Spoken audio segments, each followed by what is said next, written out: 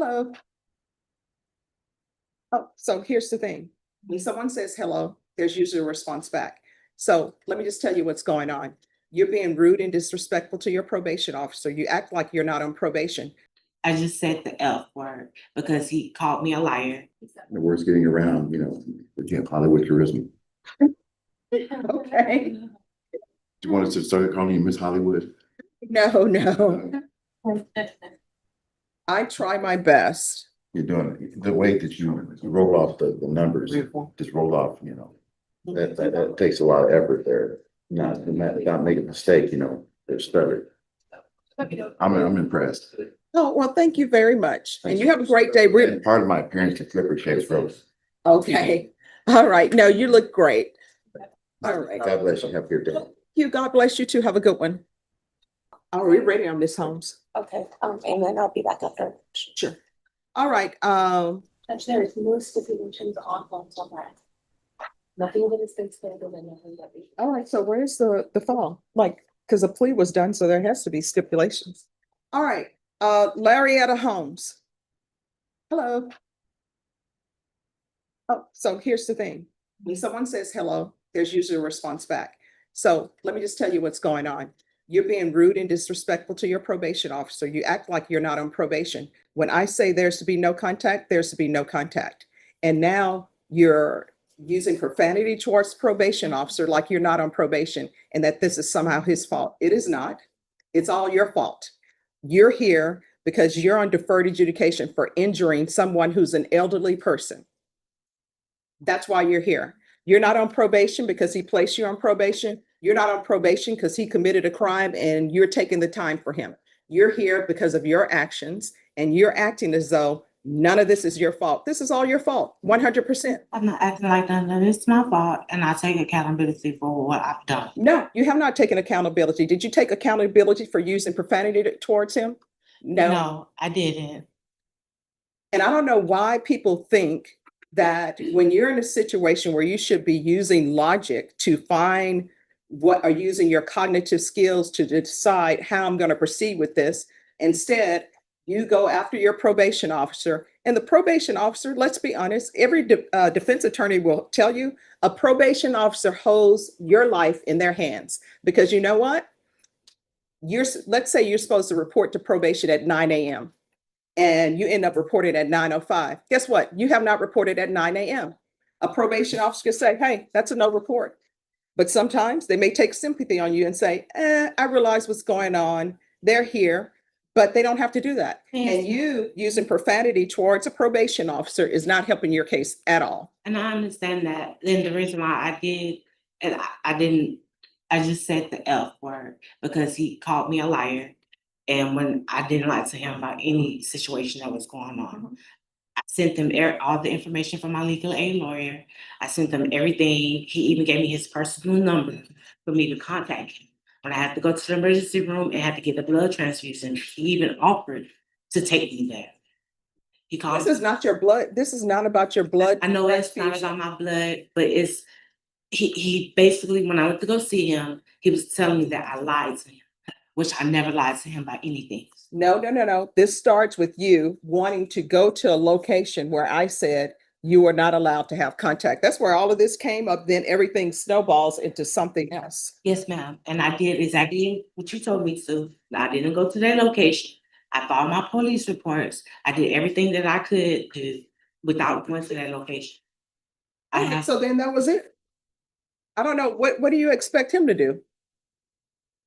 Like, I like for people to just put their cards on their table. Sometimes people are like, judge, but I like everybody to have an understanding.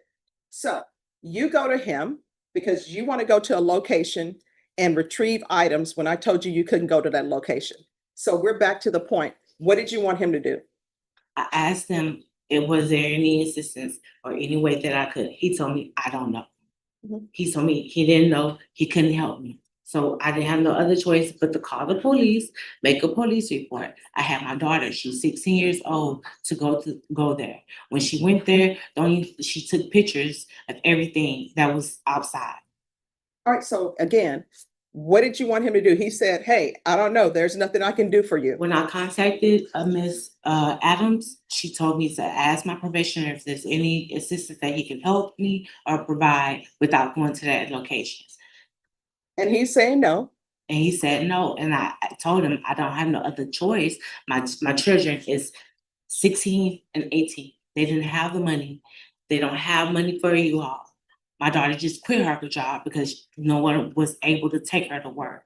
So I didn't have nobody else to help me get So any. again, I don't know how this translates into you using profanity against him. He's like, I can't help you. And honestly, it's not his job to help you get your things. Really, you know what a probation officer's job really is? And they'll correct me if I'm wrong, but their job is to make sure that you abide by your conditions. Everything else that they're doing is just extra, but that's not their job. It's not, for example, if you can't pay your utilities, it's not their job to find places for you to pay utilities. They'll do it. They'll say, here's some places that you can call. But that's not his job. And if he tells you, I can't help you with getting your things, again, we're back to the point. He says, I can't help you. So what do you want him to do? He's like, I can't help you. And How does that translate into using profanity against him? And then telling him, sending him an email, telling him all this is his fault and it's on his shoulders. It's not. All of this happened because of you. Guess what? You can't go to that location because you injured an elderly person. That's why it's all your fault. And there are consequences for all our actions. It is. And I communicated with him.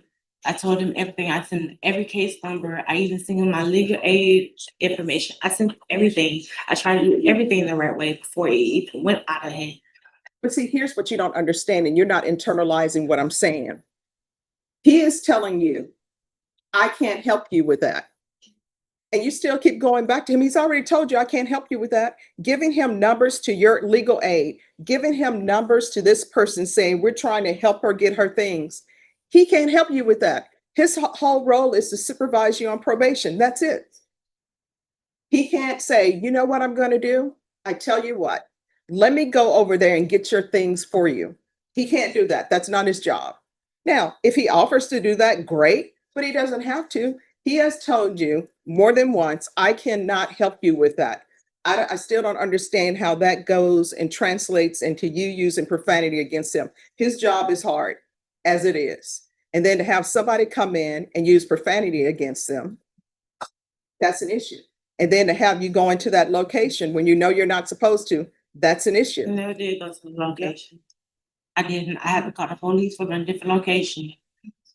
To make All right, so you called the police and then what happened? I made the police report. I went down to the property. I also went down to 315, the headquarters, to fill out all the information because the day I was arrested, everything was stolen. My car, my credit cards, everything. So I'm trying to do everything that I have to do the best way that I can, the right way. All right, the right way is not using profanity against your probation officer. That's not the right way. The right way is not being disrespectful. And you know what? This whole thing with the injury to the elderly, where I ordered anger management, you do have an anger problem. Because when people tell you no, you can't accept that, you take it to 100. He said, I can't help you with that. And then you use profanity against him. You're calling him all sorts of names. Nobody likes to be called out there, give a name. I didn't call him out his name. I just said it was fine. I didn't have no other choice. So I would have to figure it out. No. We're not here because you said it was just fine. Where is the officer? If you come forward, please.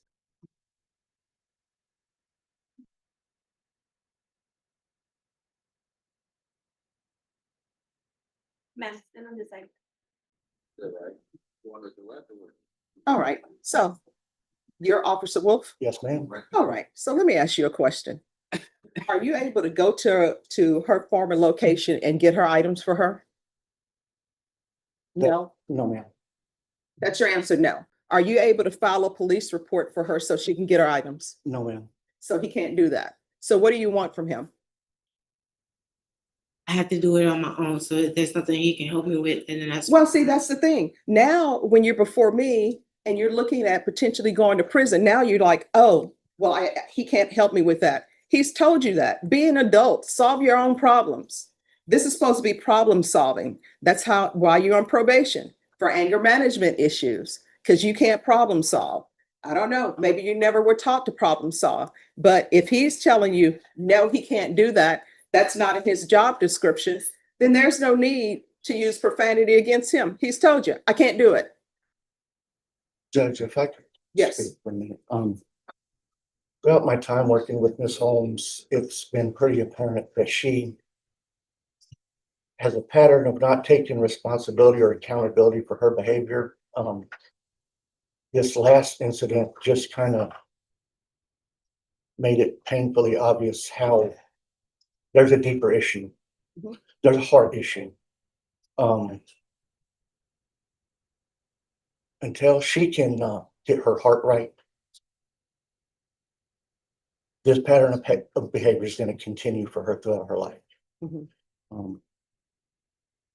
And she's going to continue to be a danger to herself, to the community, to her victims, everybody. She needs to get her heart right and realize that choices and actions have consequences, good and bad, intended and unintended, anticipated, unanticipated. And until she gets her heart right and realizes that, this is just going to continue.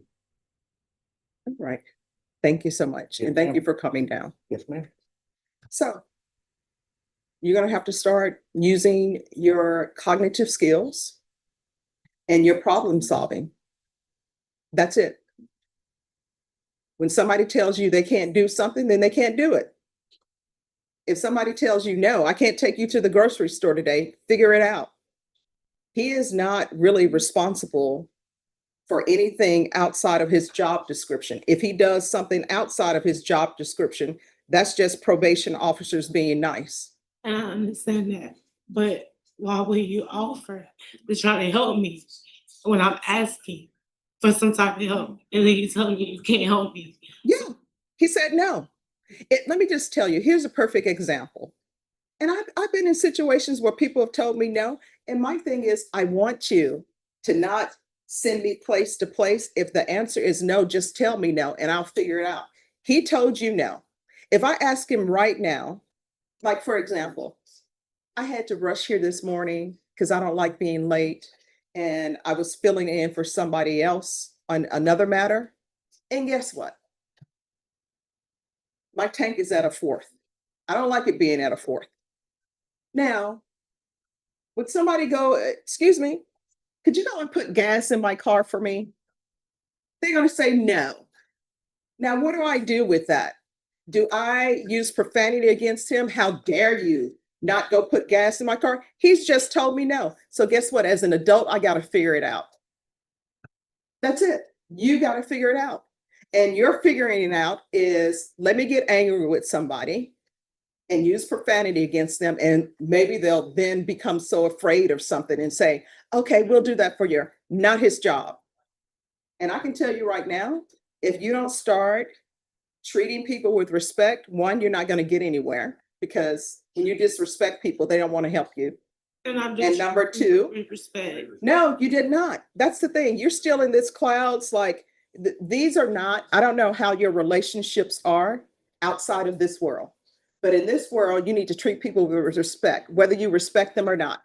Like right now, you can hate my guts all you want to, but you had better say your honor or judge. You understand? You better not be calling me out of my given name. And you better not be calling probation officers out of your given name. I'm sure he told you, no, I cannot help you. And when somebody says, no, I cannot help you with something, maybe you want to ask them again. You ask them again. If you ask the third time, you're begging. And he's already told you he can't help you with that. That is not his job. That is outside his job description. If he decides to help you outside of his job description, just him being nice. You need to figure it out. The same way people have children and you figured out how to have children, you need to figure out how to get the rest of your life together. You're on probation because of your actions. And honestly, the reports I received, I will tell you, when I received that report, I told them, file a motion to revoke. And then probation came to me and said, Judge, could we do a compliance hearing and have her come in? And I'm like, yeah, if you all want to do a compliance hearing, we will do a compliance hearing. So this is the last time I'm having this conversation with you, telling you, you need to be respectful to people and you need to learn how to problem solve. How old are you? 33. You're 33-year-old. You figured out how to get all of those piercings, right? You figured out how to get the nails. You figured all of that out on your own. You need to figure this out on your own. Is there anything else you need from me? No, All right. Does she need to, when is her next report date? And are you employed? you told me I had 30 days to find a job. I had a business, but all my stuff is gone. All right. So that'll be a no. So Miss Ferguson, recall her for the week of August 11th, and I'm going to see how you're doing on probation. What date? I can do that Monday, the 11th. All right, so you're coming back on August the 11th for me to get a report on what's going on. If you'll give her a reset form. Probation, Yes, Judge. when is her next report date with you? It's not, I have an appointment set right now, from Officer Wolf's information, she was supposed to be reporting. He wrote on the paper, July 9th. Twice a month. July 9th? That's what he wrote on the paper. All right, so she said her next her next appointment date with him is July 9th.